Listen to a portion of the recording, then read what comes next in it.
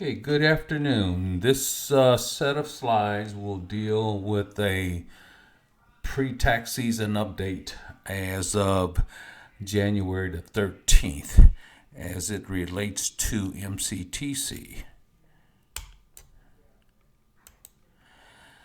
So, by now, I'm hoping that the sites have had a chance to meet with their host sites, have done a walkthrough, take a look at the physical layout, the positioning of any tables or chairs, identified any capacity small percentages as far as what's the maximum number of people that you can have at the location.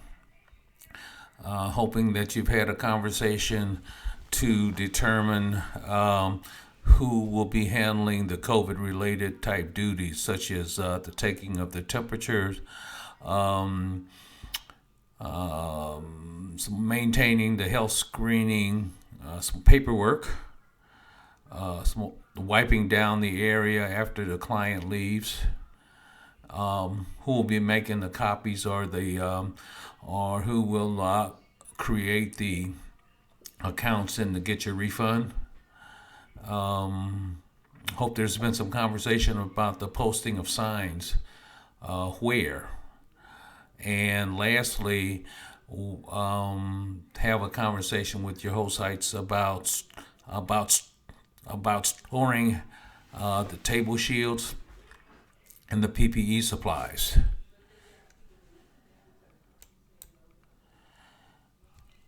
The table shields and the face shields will be delivered to the site or the site manager by the 26th of January. When we hand out the face shields for those sites that have ordered them, it will belong to the volunteer, of course. So, to the volunteers, it's your mask. As far as the disinfectants, the gloves, the masks, I'm considering them to be the consumables and the disposables. I've asked the site managers to purchase those and submit receipts for reimbursement. And again, just to see who's going to do what. That's probably the most important thing. I've attended a couple of walkthroughs, and those were the questions that kept coming up that had to be decided. A couple slides about training. Here's an update on training. We're going to be doing some refresher training, but primarily the main source of it is going to be the videos that are posted out there at the MCTC website under the Volunteers Resources section.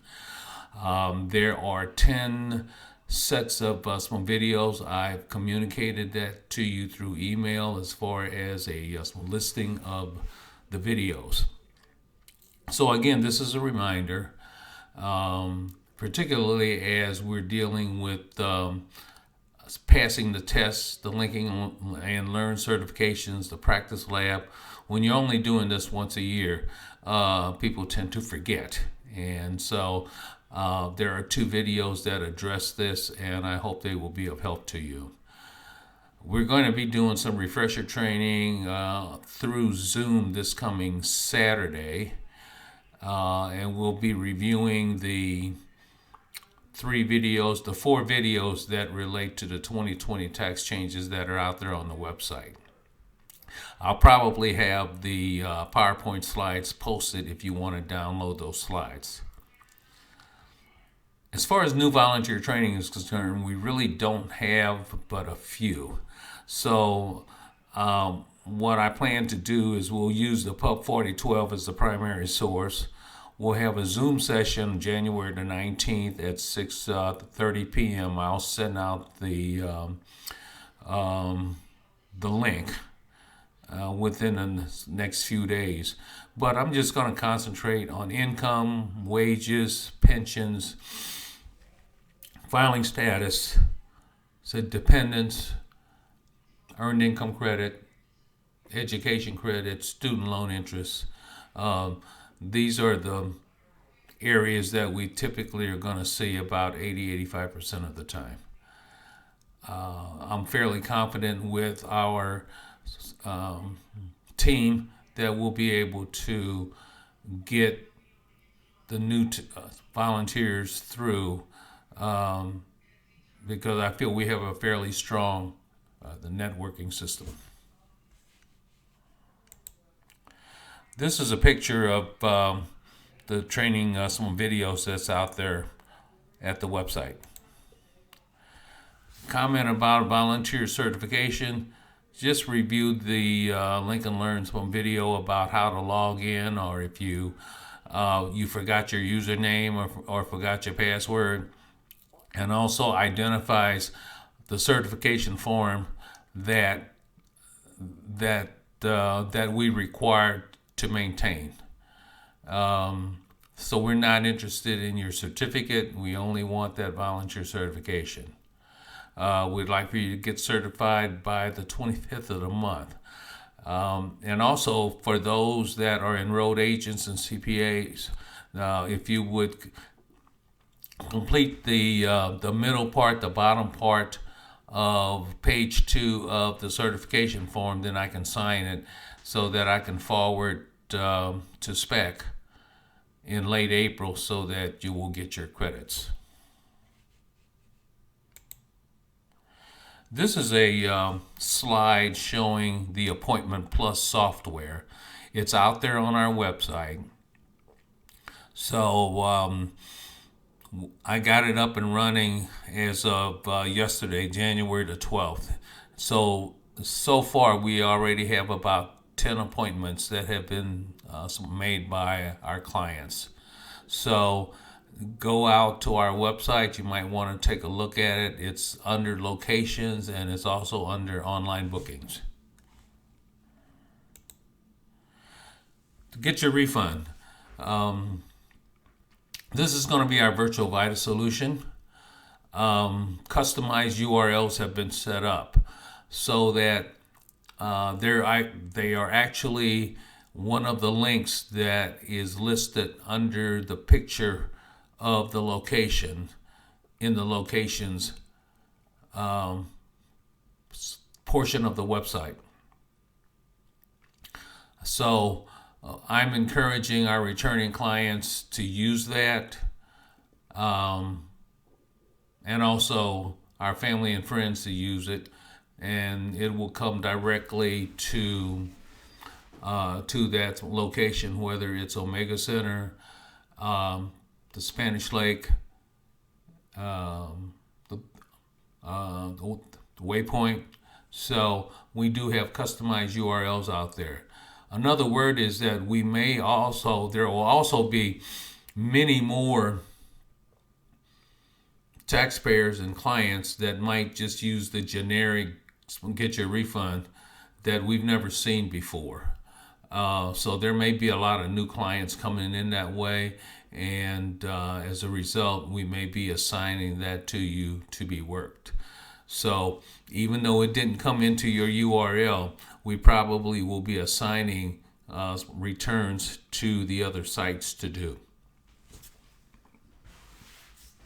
The users will have access to the Get Your Refund application.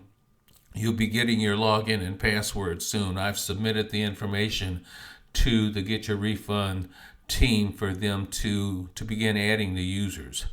I was told this morning that the customized URLs for all the sites have been created, and that I know that Get Your Refund is going to go live on January the 20th. There is some training, some online training. I'll forward those training links out to everyone shortly. A couple slides about TaxSlayer as far as where we're at on TaxSlayer.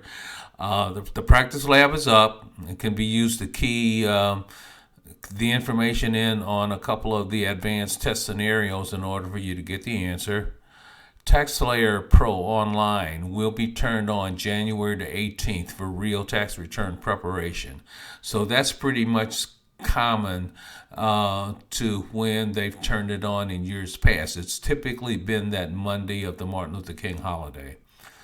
There may be additional TaxSlayer user accounts created due to some new VITA TCE grant requirements. So we'll have more information on that once I decide how we're going to do it. So you may be impacted. So just kind of be forewarned that you may be logging into another even. And so lastly, this is the last slide. It's not yet been announced when we will be able to electronically file returns. We may end up, or we will end up preparing returns maybe for a week, or if you're open on the 23rd.